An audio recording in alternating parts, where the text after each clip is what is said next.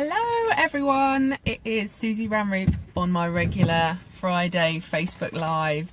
I am in transit today, however, so I'm not anywhere glamorous yet. I am in a Tesco car park and it's a bit bright, so forgive my sunglasses. I'm on my way to a spectacular weekend with my family and I'm really excited. But today I'm actually answering a couple of things that have come up for my private clients this week. And it's something that I have taught on a number of my courses. And it's what to do when you fall off the wagon. Now, we could define wagon in a number of ways. One of those being, you know, when we make a commitment that we're going to stop drinking, for example, and we have one drink and then we think, well, that's it, then I failed. And having that one drink seems to be the trigger for almost an expectation of failure. And the problem with this is that it kicks us into judgment mode. You know, we automatically get critical of ourselves because we haven't stuck to the thing that we intended to succeed with. Now, the irony in that is that I wonder, many of you might have seen my diet training last week where I basically said this is the reason people don't succeed long term with diets or get lasting results with diets. It's because we don't really believe in the first place that we're going to succeed. Because most people that diet have historically had a track record of trying a diet, probably having that diet work for a while, but not having it work for the long term. So we expect every diet to be another diet that doesn't serve us. In the same way as when we say, right, I'm not drinking for the month of November or October, Stoptober I think they called it this year in the UK. When you make a commitment like that, I don't reckon many more than half of the people think seriously that they're going to get to the end of the month having succeeded, because they don't have a track record of succeeding. Therefore they make big claims that they want to do something or that they will do it, and they're doing it from a place of guilt. You know, what is the reason that they are stopping drinking? It's probably because they believe it's bad for them. Now, if you just went off drinking, you wouldn't make such a bold claim. You just wouldn't have a drink for the rest of that month. But the amount of expectation and the amount hanging on us succeeding with something that we commit to is too high for some people. It's really hot in this car. So falling off the wagon, that drinking and diet one are the kind of obvious ones, but it applies to personal development too. It applies to transformation too. And with every single private client I work with, they all go through the same cycle, which I did too. And, you know, unfortunately, I hate to break it to you, but it's repetitive. And it is that when you strive to be more, when you strive to be different, it's effectively the same mentality that you have with diets that you by default use. So you think, I don't want to be this person anymore, I'm going to be that person. And in order to be that person, I have to follow these rules. It's like you're following a diet in your head. But the diet is the kind of the weaning off of the old you so that you can become the new you.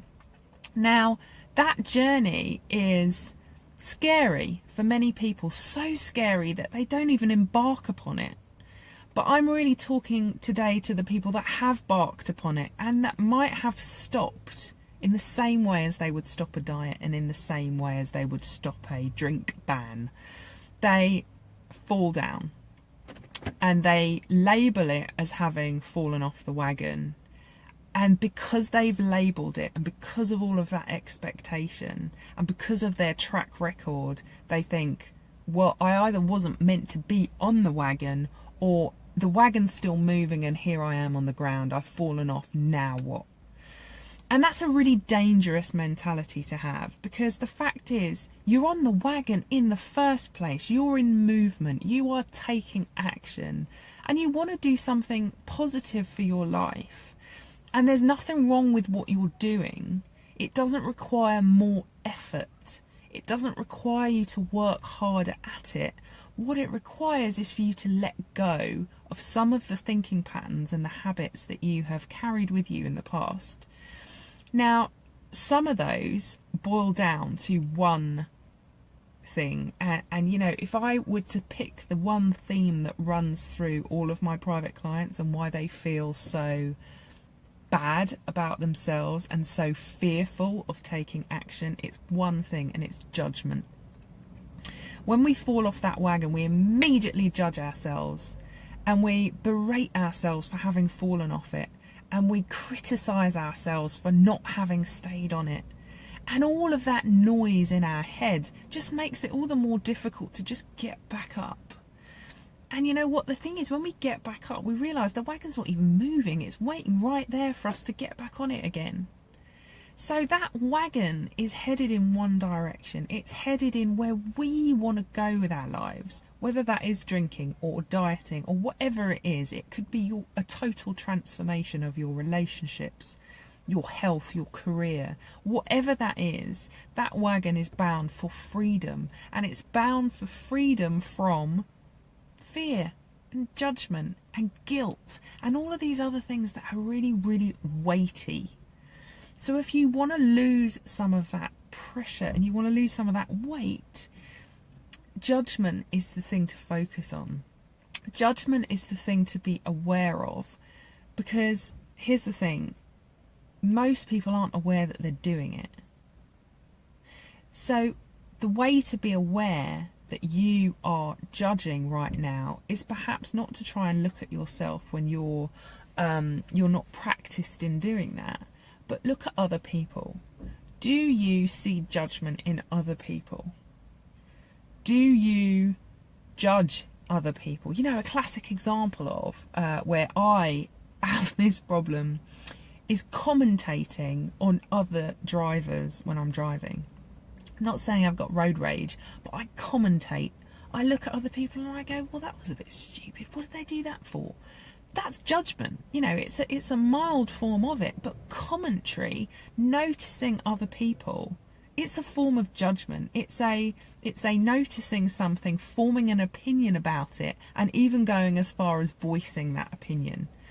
Now, when you're conscious, like I am, that I do that, I am very well aware that me seeing that in other people and me noticing that I do it in that context is a sure sign that I'm doing it to me as well. You know, if I say I'm not going to talk about drivers anymore, all of a sudden I just focus on talking about other drivers. You know, it's ironic, but the fact is, I want you to focus on the damage that you are doing to you. It's not really about the other drivers. It's if I can talk so easily about how they're driving, what am I saying to myself? What am I not noticing in myself? Because our ego is ready to go. It will take you down. And the minute you start off on your wagon towards a direction that is different, better, easier, freer than the place you have been in, that place that you don't want to be in anymore, the ego is going to go, hold on a minute, what does she think she's doing? We're quite happy where we are, thanks very much. It tries to keep us steady and safe and familiar. It wants to keep us exactly the way that it has kept us for most of our lives, but it's not serving you anymore. So when my private clients say to me, I feel like I've fallen off the wagon, really what's happening is that they are noticing and they are shifting, but their ego is trying to pull them back down. My favourite analogy of this is in Craig Ballantyne's book, The Perfect Day Formula. If you haven't read it, I highly recommend it. And he says that there is this analogy about crabs in a bucket. At some point, a crab is going to make a break for it. he's probably going to make it to the edge of the bucket. And as he's just going over the edge of the bucket, what do you think happens? He gets pulled in by the other crabs. They're sucking him back down until they all cling on to each other and he just tips back into the bucket. And our ego is doing the same thing. Our ego doesn't want us to change. Our ego loves it the way it is. Our ego loves that noise in your head. It loves all the judgment. But you don't. It's not serving you anymore. It's not comfortable. It feeds your inner critic like you wouldn't believe. And here's the thing. You can just stop. So I was thinking about, how do I explain what to do when you fall off the wagon? And how do I rationalise that message? And yeah, this is, how long have I been talking about? 13 minutes. This is clearly not my rationalised message. My rationalised message could just be, change your mind. So when I work with clients, all I'm really doing is changing their mind. Asking them not to look at things in a judgmental way. Asking them to release that. Asking them to release guilt. Asking them to connect with their joy instead. And use that positive energy to move us forward. Because actually, if we could look at our journey on that wagon before we fell off, we'd be thinking, do you know what? I got on the wagon. It's been all these years and I'm on the wagon. I'm on the wagon. You know, you'd be celebrating that you were on the wagon. You'd be enjoying the ride with the wind in your hair. But actually, all you're focusing on is that you fell off. Well, excuse me. Think back to when you tried to ride a bike. You didn't just ride the bike. Now, if you do what my daughter says, think in your brain that you can do it. If you think in your brain that you can do it, you probably could ride a bike straight away. You probably could just soar off on that wagon. But most of my clients are in their 40s and 50s, and they have never been on the wagon before. That wagon's going to be shaky and bumpy and a bit scary at first, until you start to feel the wind in your hair, until you start to smell the freedom that is coming from being on that wagon.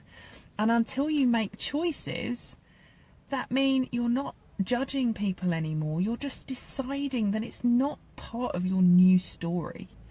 That your ride on this wagon is in a direction that you've never been before, so you can expect to be surprised by it.